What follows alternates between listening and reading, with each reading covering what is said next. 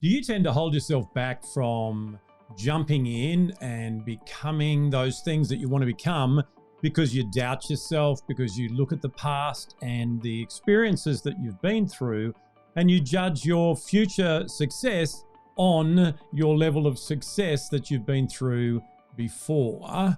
Or do you cut yourself some slack and just get in and have a go and learn along the way?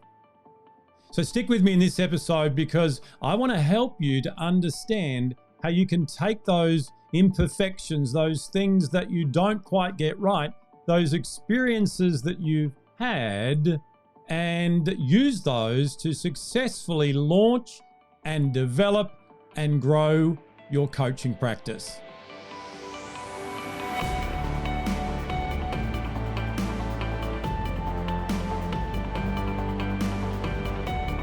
Hi, this is Grant Herbert, Emotional Intelligence Speaker and Trainer of the Year and Master Coach Trainer. And this week, I want to continue our conversation around all things becoming a coach by helping you to become a successful coach by being imperfect. A lot of people that I know would love to get into this wonderful world of coaching. They have a desire in their heart to help other people. They understand that right now there's a big need for more coaches in the world. Yet they hold themselves back. They're not quite ready yet. They haven't got all their ducks in a row. They haven't got everything lined up the way they think it needs to be lined up. And the main reason for this is that they're comparing themselves to what they see in others. Last week we talked about this, that you are on your journey right now. You need to design your own journey and you need to stick to that. So to become a coach, one of the most valuable lessons that you can learn is imperfection is the key. It's not about getting it all right. It's not about knowing everything. It's not about being able to do everything. I know when I first got involved in coaching, I was able to help people to make big changes in their life. As I developed as a coach, I got more training, I got more experience, and that allowed me then to go more advanced, to be able to help people with different challenges. But the greatest success that I've seen in my coaching career is when I've realized that perfection is never going to be the goal. That I don't have to have it all together because I never will. And in fact, it's being imperfect that's going to give me the greatest opportunity to have more influence, to create a bigger impact in the world, and to build a practice that sustains a consistent, regular income. So what I want to do this week is I want to give you the 3 keys that I live by as I coach myself and as I help other people to get into the world of coaching. When you employ these 3 skills, in fact, they're more than skills, they're character traits. When you use, as I call it, your journey of imperfection, you are going to be more successful as a coach. Successful for you and your reason for getting in, and you're going to bring a greater level of success for the people that you work with, your clients. So let's jump in and talk about these 3 attributes. The first attribute is authenticity. Authenticity is about being real, being who you are. You know, a lot of people look at the word authenticity and they go, oh, that's last year's word and it's overused, and they try and get clever and think of better words to use. But for me, the authentic, the real deal of who I am is my greatest gift that I can give to any client. When we are inauthentic, people can read that. People can understand that. When you're trying to be better than you actually are because you are running on this performance trap. You are running where you think you need to be perfect before you can help anybody else. People can sense that there's something incongruent there. There's something not quite right. But when you are the real deal, and by the way, I have found in my life that being who I am really is the easiest gig on the planet. It's challenging when I have to play a role or pretend that I'm something that I'm not. So being authentic, being the real deal, letting people have who I truly am as their coach is going to help them to have more confidence and certainty in who I am. And in that, I'll be able to translate that to them and help them to be the same. One of the greatest areas that I work in is in helping people to escape that performance trap, to stop people pleasing and start exercising self-care, to remove self-doubt and work out of self-confidence.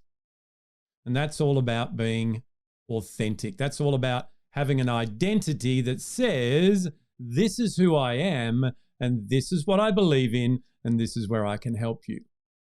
So the first key is authenticity. The second key that flows out of being authentic is vulnerability. For many years, there was a teaching that said leaders who were vulnerable were weak. Well, I disagree with that totally. When I allow myself to be open and be vulnerable alongside being authentic and real, then people listen.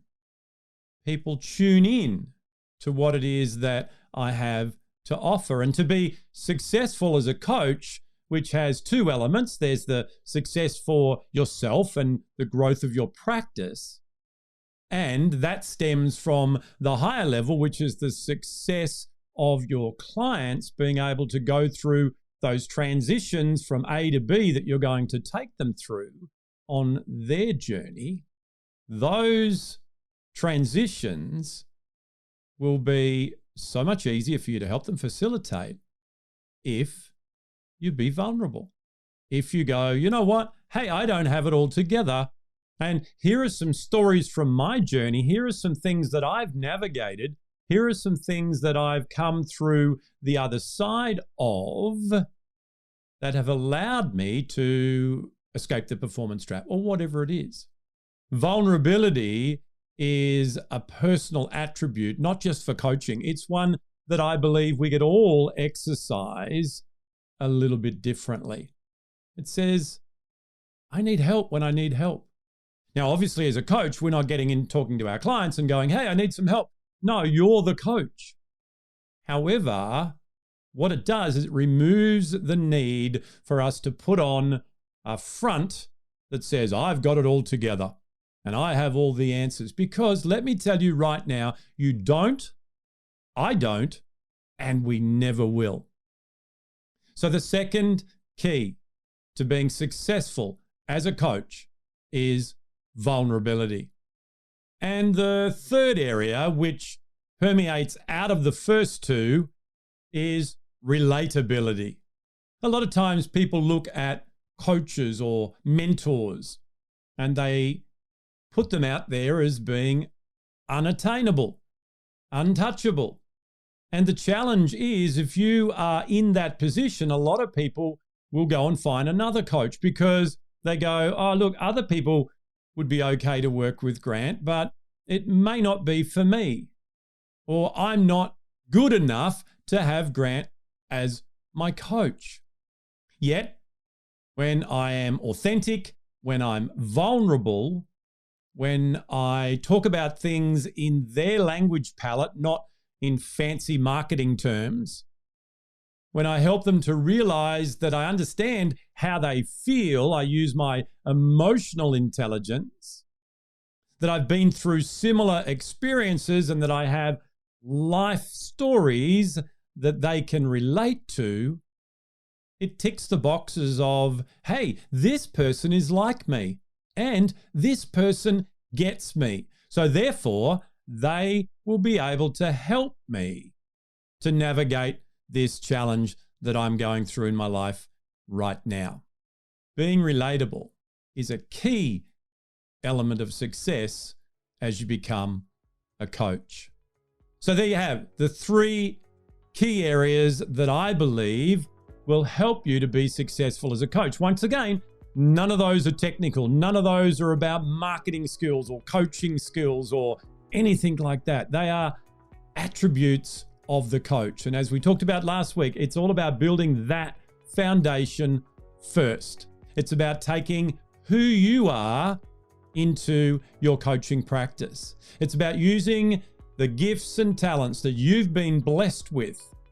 And therefore, the people who are meant to work with you will be drawn to you, and you will have a mutually beneficial relationship where they receive the results that they need, and you in turn grow your practice.